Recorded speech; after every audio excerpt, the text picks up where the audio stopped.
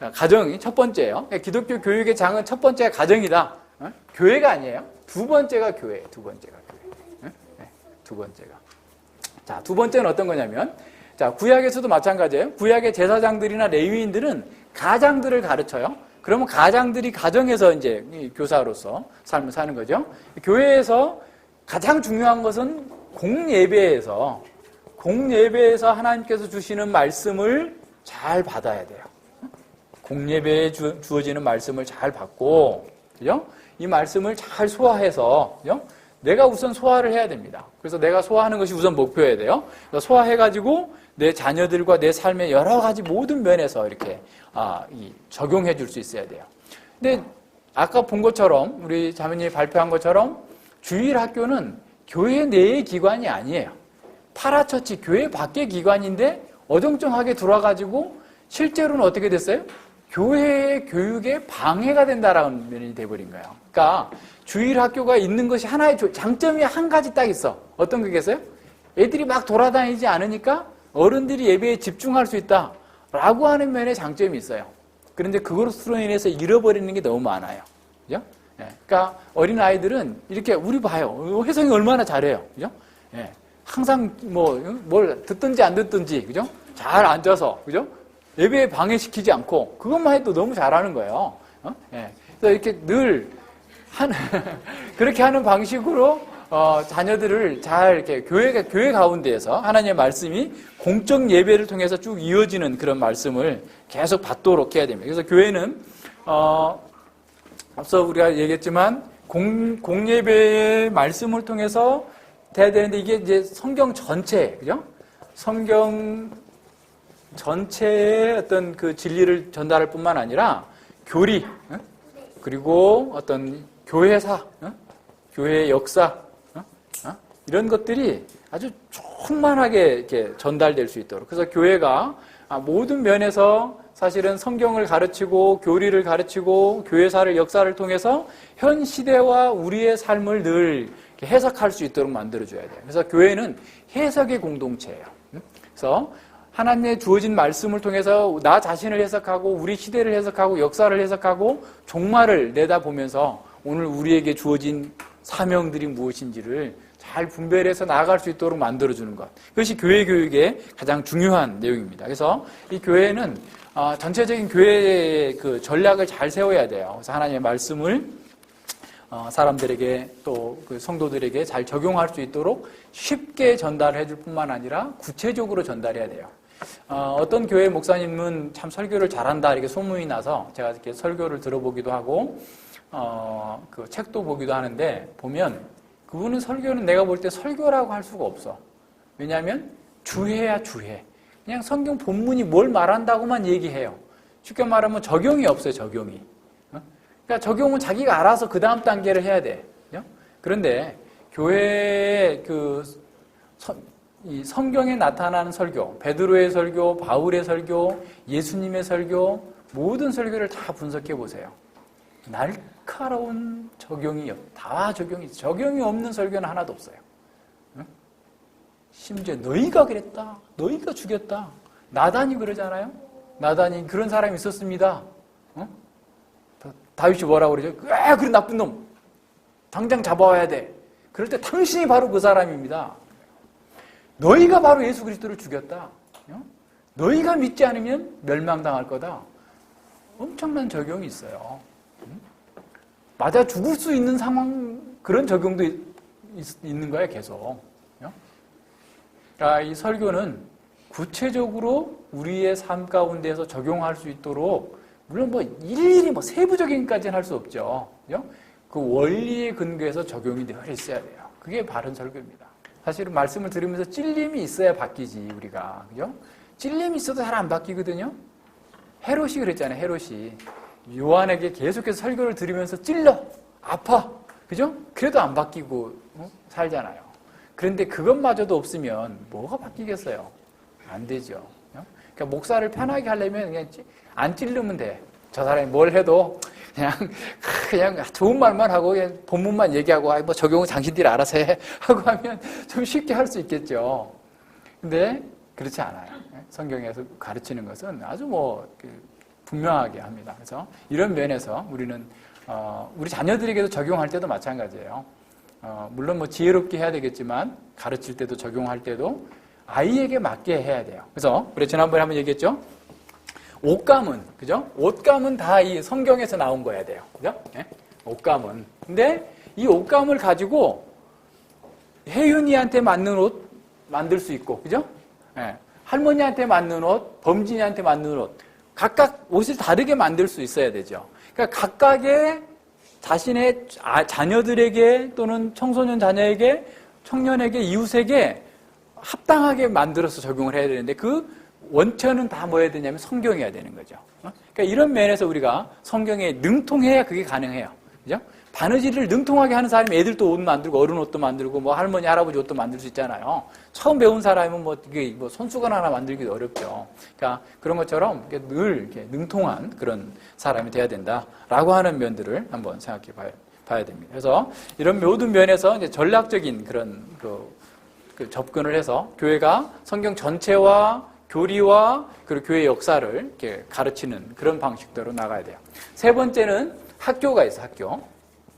학교가 있는데 기독교 학교이죠. 근데 우리나라는 미션 스쿨이 기독교 학교라고 생각해요. 근데 미션 스쿨은 이게 초기에 선교사들이 복음을 전하기 위해서 학교를 세웠고 단지 그냥 모든 교육과정은 일반 학교 교육과정과 똑같은데 있는 게 채플 시간 하나만 있는 게 달라요. 이건 기독교 학교가 아니에요. 지금 뭐 그걸 기독교 학교라 생각하는데 그건 기독교 학교가 아니다라고 하는 사실을 보고 그리고 뭐 교사들도 명목상 그리스도인들이 많고 그래서 뭐 가르침도 그렇고 뭐 심지어는 어떤 분 그때 뭐 그런 얘기도 하시더라고. 그 교목으로 자기가 있었는데 어떤 아이가 그러니까 믿지 않는 애들일 거 아니에요. 요새 뭐 더 갈수록 안 믿는 애들이 많으니까. 뭐, 설교를 하는데, 그냥 부잡하게 막 장난치고 방해를 했나 봐. 그래가지고는 그냥 아이를 나오라고 해서 귓방맹이를 때리고 사표 쓰고 나왔다는 거예요. 저는 가슴이 철렁했어요. 그 얘기를 들으면서.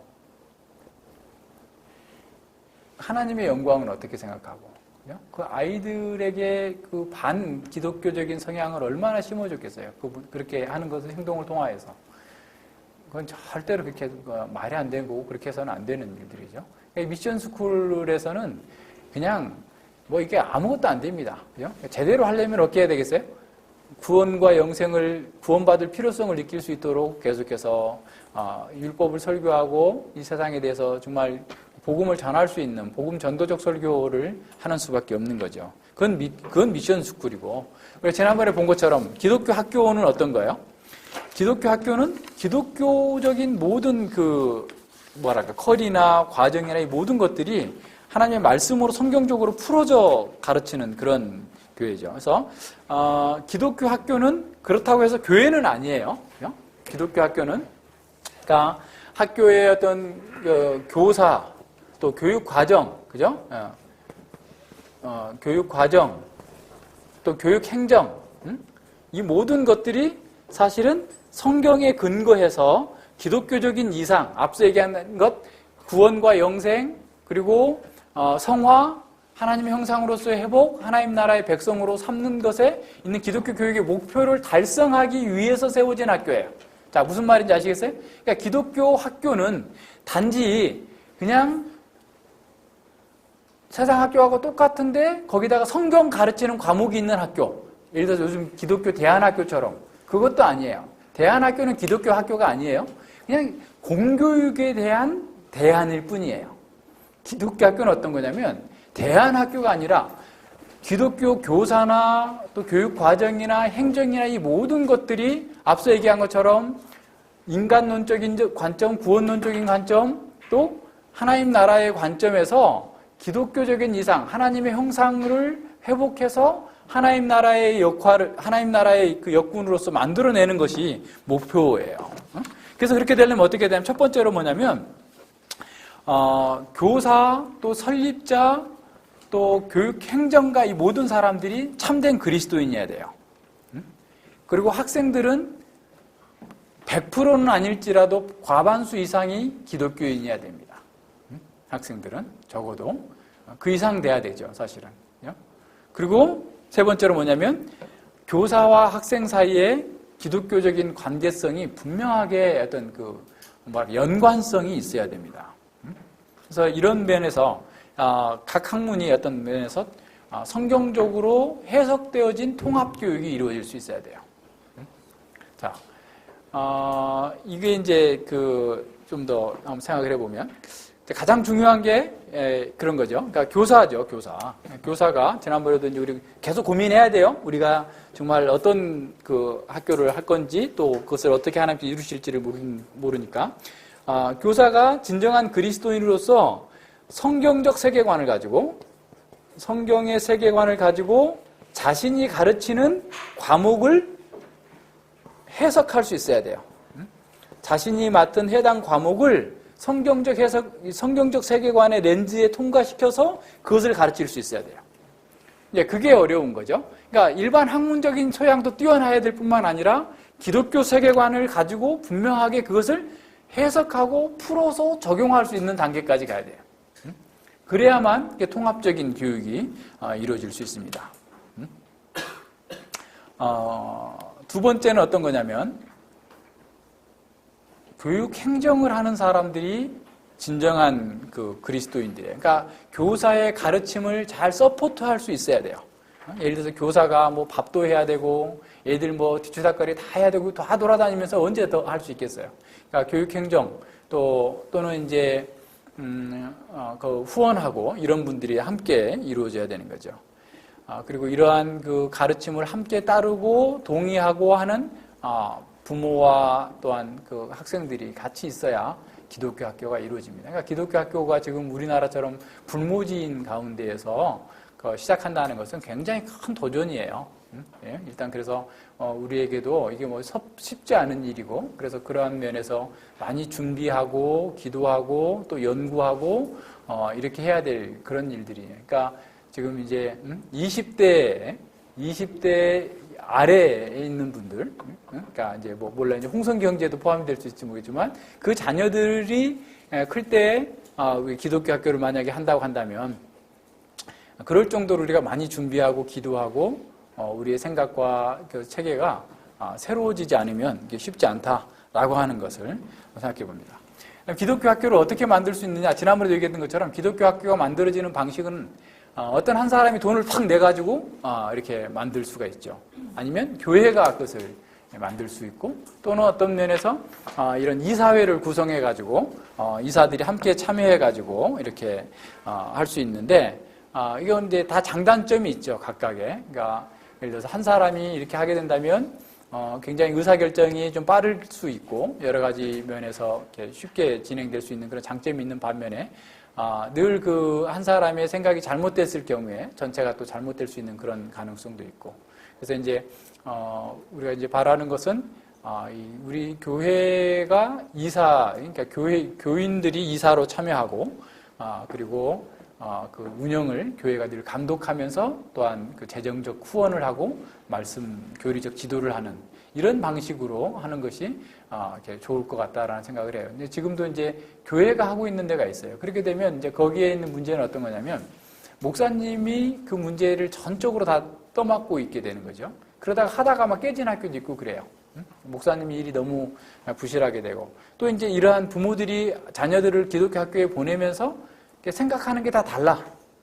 그래서 막 우리 아이는 공부를 열심히 했으면 좋겠는데 또 어떤 집에는 공부보다는 이렇게 밖에 무슨 활동을 했으면 좋겠는데 등등의 생각이 서로 다르다 보니까 이게 함께 가기가 어렵게 돼가지고 그냥 쉽게 했다가 쉽게 또 깨지기도 하고 깨지고 나면 아이들이 굉장히 힘들잖아요. 일반 학교 포기하고 이렇게 와서 하게 되면 굉장히 어려운데 그런 데도 덜어 있습니다. 그래서 우리가 그런 것들을 할 때 정말 아주 돌다리도 두드려 가듯이 신중하게 해낼 수 있는 그런 것들이 필요하죠.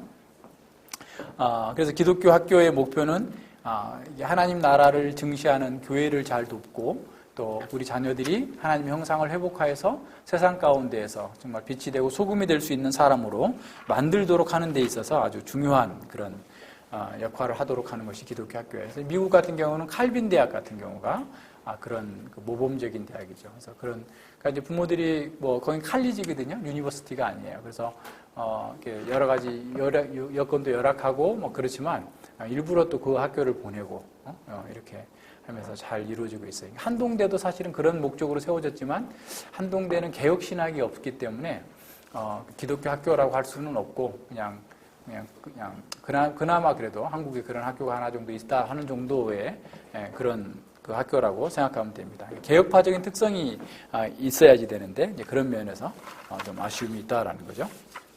자, 그러면 아까 우리 이제 그 교사의 자질과 관련해서 우리 형제가 발표한 내용들을 잠깐 좀 서머리하면서 마치겠습니다. 우리 모두가 다 교사가 돼야 되니까 이 교사는 굉장히 큰 책임감이 있어요. 그리고 특권도 있습니다.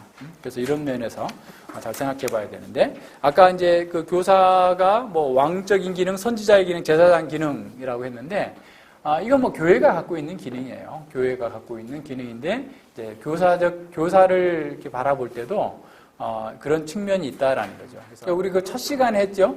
첫 시간에 그 기독교 교육에 관련해서 어떤 기계주의적인 접근, 그 다음에 이런 낭만주의적인 접근 속에서 나타나는데, 이건 낭만주의적인 접근이거든요. 낭만주의적인 접근은 사람들에게 굉장히 인기가 있었어요. 지금까지도 인기가 있고. 근데 그 문제는 뭐냐면 인간이 죄인이라는 거예요. 그래서 아이들이 하고 싶은 대로 하면 죄 짓는 것으로 나가지 하나님께 나가지 않는다는 겁니다. 이게 가장 중요한 포인트예요. 그러니까 인간을 어떻게 보느냐에 중요해요. 그러니까 내가 인간을 하나님 형상으로 보는데 하나님의 형상이 파괴돼서 죄를 짓고 죄에 밀착되어 있는 본성이 있다라는 거예요. 그러니까 죄에 딱 달라붙는 본성이 있어요. 근데 그것을 우리가 어떻게 이해하느냐. 그래서 우리 어린 아이들에게 사실은 진리를 가르친다라는 것은 뭐냐면 죄의 본성을 끊고 하나님께 나아가도록 만들어주는 거거든요. 그러니까 죄의 본성을 그대로 두면서 하나님께 나아가도록 한다? 가능하면 좋겠지만 지금까지 가능한 일이 없어요. 가능한 역사가 없고 앞으로도 없을 거예요. 인간이 거듭나기 전에는. 거듭났다고 하더라도 쉽지 않은 일이에요. 그렇기 때문에 이 부분에 대해서는 인간론에 대한 그 문제를 잘 생각해야 됩니다. 그리고 이 선지자적인 기능, 제사장적 기능 역시 마찬가지인데요. 이 선지자로서 우리는 교사는 이 세상에 있는 모든 선한 것들, 모든 그 학문적 분야들에 대해서 터부시할 것이 아니라 그것을 다 좋게 받아들이는 거예요. 하나님의 시각으로, 복음의 시각으로 한 번 더 걸러서 받아들이는 거예요. 받아들여서 그것을 우리가 하나님을 기쁘시게 하고 영화롭게 하는 쪽으로 사용하도록 만들어주는 겁니다. 그죠? 그래서 제사장적 기능이라고 하는 것도 역시 마찬가지예요. 우리 아이들이 계속해서 잘못하고 있고 죄된 방향으로 계속 흐를 수밖에 없는 그런 상황 속에서 하나님의 말씀을 적절하게 가르쳐주는 거예요. 교사의 자질에서 앞서 우리가 디모데전서 4장 11절과 16절에서 보았던 아주 중요한 부분이 여기에서는 좀 나와 있지 않아요. 첫 번째가 뭐여야 되냐면 거룩한 인품이에요. 그러니까 하나님의 형상을 회복한 사람으로서의 거룩한 인품이 먼저 있어야 됩니다. 그것이 먼저예요. 가르치는 은사는 두 번째예요.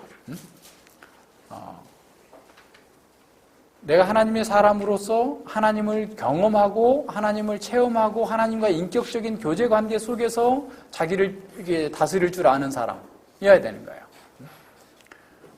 그리고 이 은사라는 것도, 가르침의 은사라는 것도 또 뒤에 이제 신령한 은사 얘기 나오는데, 소명, 은사, 이게 다 어떤 거냐면 교회와 관련된 거예요. 자기가 알아서 고민해보다가 이렇게 내가 뜨겁고 내가 이걸 하니까 재밌다.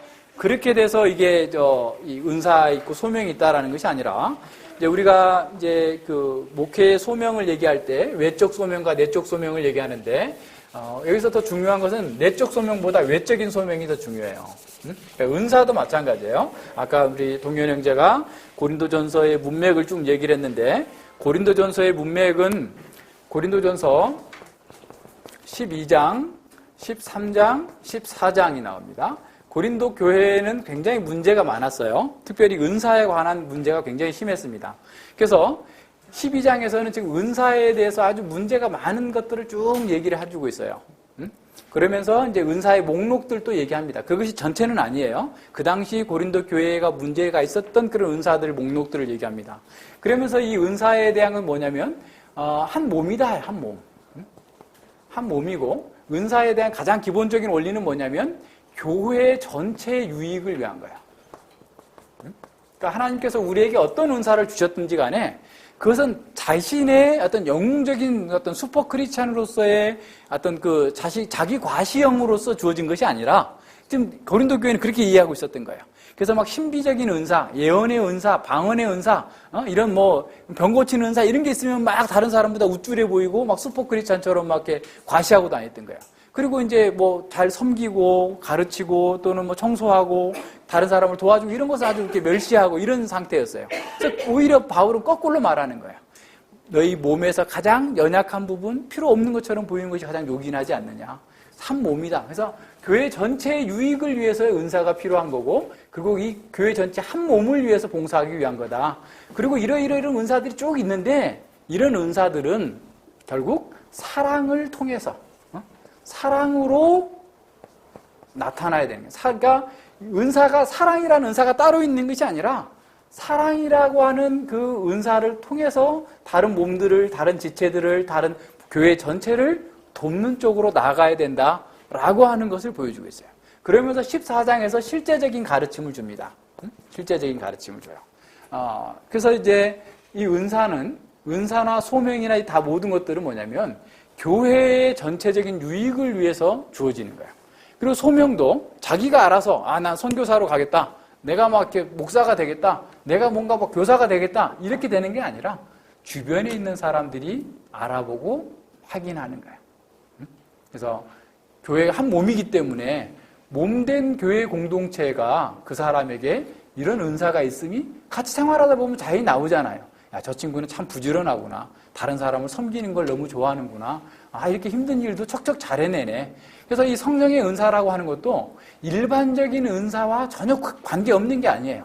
일반적인 은사가 성령 안에서 거룩해지고 극대화되는 것이 성령의 은사예요. 학교에서 학교 다닐 때 반장 한 번도 못 해본 사람이 요새 구의원하고 시의원하고 한다고 하는 사람이 있어요. 학교 다닐 때 반장 한 번도 못 해본 사람이. 근데 그런 거 아니에요. 우리는 이제 그러니까 그렇게 하지만 세상의 건 그렇지만 교회에서 하나님께서 우리에게 어떤 은사를 주셨을 때는 사실은 어떤 그 리더십이라든가 또는 그런 그 평소에 늘 해왔던 것들을 사실은 성령 안에서 거듭나면서 그것이 어떻게 보면 거룩해지고 그것이 극대화되어지는 거예요. 그래서 그렇게 된 것을 가지고 자기를 높이고 자기를 나타내는 것이 아니라 교회 전체의 유익을 위해서 섬기기 위해서 주어진 거다라고 하는 것이 늘 기본적인 전제로 깔려 있어야 돼요. 그래서 모든 은사는 하나님께서 단독적으로 주세요. 성령께서 주시는 게 내가 하고 싶다고 해서 주시는 게 아니에요. 고린도서 12장, 13, 14장에서 얘기하고 있는 게 그거예요. 그래서 사랑으로 섬기라라는 건 뭐냐면 사랑이라고 해서 그냥 잘못하고 있는 걸 다 넘겨주라는 것이 아니에요. 진리와 함께 기뻐하고 불의를 미워하는 사람. 자기 유익을 구치 않고 이웃의 이익을 구하는 거예요. 자기를 자랑하지 않고 이게 지금 고린도서 13장에서 사랑은 이거다 쭉 얘기할 때 바울은 고린도 교회의 상황을 지금 염두에 두면서 계속 얘기하고 있는 거예요. 사랑의 속성이 그것만 있는 게 아니에요. 그런데 이미 지금 문제 있는 교회에게 바른 원리를 제시하면서 너희들이 가지고 있는 은사들을 하나님을 기쁘시게 하고 교회 전체에 유익이 되게 하고 성도들을 섬기는 일에 온전하게 사용하라 라고 하는 차원에서 그렇게 가르쳐주고 있어요. 그래서 이런 은사와 소명 이런 것들도 개인적인 사역이 아니다. 교회 전체의 사역 가운데에서 주어지는 거예요. 그래서 내가 거듭났으면 바른 교회에 온전한 교회에 속해 있는 게 그렇게 중요한 거예요. 아무 교회나 가면 안 된다는 게 그런 겁니다. 바른 교회에 속해서 그 교회의 성도로서 지체로서 그냥 꾸준히 섬기는 과정을 통해서 그 사람이 가지고 있는 내적인 은사, 외적인 소명 이런 부르심이 잘 드러나게 돼 있는 거예요. 그래서 우리 어떤 형제가 의사가 돼가지고 한 달에 막 2천만 원, 3천만 원씩 벌고 있는데 제가 갑자기 죽었어요. 근데 우리 교회의 성도들이 다 이렇게 봐서 가르침의 은사가 있고 하나님의 부르심이 있는 사람은 그 사람이야. 응? 그러면 그 형제한테 형제 우리가 교회에서 당신을 말씀 사역자로 부르신 것으로 우리가 봤는데 우리가 당신한테 줄 수 있는 월급은 150만 원밖에 안 되는데 와서 의사 그만두고 와서 가르쳐 주십시오 라고 하면 해야 되는 상황이 될 수도 있어요. 가령. 그죠? 네. 그러니까 늘 우리의 소명과 부르심은 교회를 통해서 주어진다는 것을 늘 기억해야 돼요. 그러니까 뭐 선교도 자기 마음대로 알아서 가는 게 아니에요. 교회에서, 교회가 파송해서 가는 거예요. 그러니까 그 위대한 바울 사도도 자기가 그냥 가서 하면 되지. 안 그래요. 안디옥 교회의 파송을 받고 갔고, 뒤에 2차 전도여행은 신라를 예루살렘 교회에서 같이 보내줘서 같이 갔어요. 그래서 2차 전도여행 때 다시 예루살렘 교회 가서 보고해요. 그리고 다시 수리아 안디옥 교회로 다시 오고, 그리고 이 3차 전도여행 갔다가 이제 오면서 갔다가 이제 돌아올 때 고린도에서 로마 교회에다가 편지를 쓸 때에도 로마 교회를 한 번도 자기는 방문한 적이 없어요. 그런데 로마 교회가 자기가 스페인으로 가서 복음을 전하러 갈 때 자기를 파송해 주기를 바래요. 응? 교회와 상관없이 가겠다는 거 아니에요. 자기가 알아, 나 돈 좀 내줘, 나 선교 좀 갔다 오게. 이런 게 아니고 너희가 공식적으로 파송을 해줬다라는 건 뭐냐면 사도 바울이 가서 전하는 것은 사도 바울의 개인적인 말씀이 아니라 교회가 공인한 말씀을 가지고 가서 전했다는 거예요. 응? 제가 3월 달에 이제 가잖아요? 가는 것도 제가 그냥 알고 싶어서 뭐 그 비행기표 얼마 되지도 않는데 뭐 내가 이제 알아서 그냥 한테 갔다 오지. 이게 아니에요. 교회가 파송해서 교회적 가르침을 가서 전하고 교회를 세우는 일을 하는 거예요. 근데 오늘날 이 개인주의가 너무 팽배해져 가지고 교회는 그냥 아무 데나 가도 되고 자기만 잘하면 된다 이렇게 생각하는 거야. 그래서 심지어는 가나안 성도 얘기가 나오는 거예요. 그건 다 지금 교회와 복음과 하나님의 경륜을 이해하지 못했기 때문에 그런 거야. 그래서 이런 모든 면에서 우리가 잘 생각해보고, 그래서 우리는 이제 우리가 스스로 이제 준비하고 기도해야 될 것들이 많이 생겼어요. 그죠? 우리 가정이 거룩한 하나님의 말씀에 가르치는 도장으로서 이렇게 준비되어져야 되고, 우리 각자가 또 준비되어져야 되고, 또 우리 자녀들이 그런 복음 가운데서, 그리고 앞으로 우리 미래 세대들, 앞으로 태어나게 될 우리 자녀들을 정말 이렇게 기독교 학교를 세워서 하려면 우리가 많이 헌신해야 돼요. 경제적으로 또 이게 우리가 교사로 또 봉사로 많이 섬겨야 될 일들이 있을 거예요. 그런 것을 할 때 우리가 드러나지 않고 오직 하나님의 영광이 잘 드러나고 하나님께서 기뻐 받으시게. 그리고 이런 기독교 학교 한다고 그래서 모든 게 선하게 잘 이루어지는 게 아니에요. 엄청난 도전들이 있어요. 말씀이 있는 곳마다 더 도전이 심해요. 그럴 때 어떻게 우리가 잘 극복해 나갈 수 있을지, 우리가 어떤 내적인 역량들을 잘 키워나가는 것, 이런 것들이 아주 중요합니다. 같이 기도하고 혹시 질문 있으면 하시기 바랍니다. 네, 하나님 아버지 감사를 드립니다. 저희가 기독교 교육의 목표와 기독교 교육의 장이 어디에서 어떻게 이루어져야 될지를 말씀을 통하여서 또 우리가 공부하였습니다. 사실 우리가 이렇게 공부를 하지만 우리 스스로 이러한 일들을 이뤄낼 수 있는 그런 능력이나 힘도 없고 지혜도 없습니다. 오직 성령 하나님을 의지해서 우리 자신을 말씀 앞에 들여서 그 말씀이 이끄시는 대로 말씀에 우리 자신을 순종하고 복종하여서 하나님께서 기뻐 받으시는 교사로, 기뻐 받으시는 학생으로 하나님께 우리의 전 삶을 예배로 드리는 차원에서 우리에게 주어진 이 귀하고 복된 사명을 감당하기를 원합니다. 하나님께서 우리에게 주신 이 자녀들, 또 앞으로 주실 자녀들을 말씀 안에서 잘 보호하고 양육하고 하나님의 사람으로 키워내는 것이 우리에게 무엇보다도 중요하고 막중한 사명이라는 사실을 깨닫고 이 일을 위하여서 저희들이 더욱더 지혜롭게 되고 더욱 능력 있게 되고 더욱더 주님을 닮고 주님을 사랑하는 사람으로 변화되어 줄 수 있도록 함께하여 주시옵소서. 감사드리며 예수님 이름으로 기도드립니다. 아멘.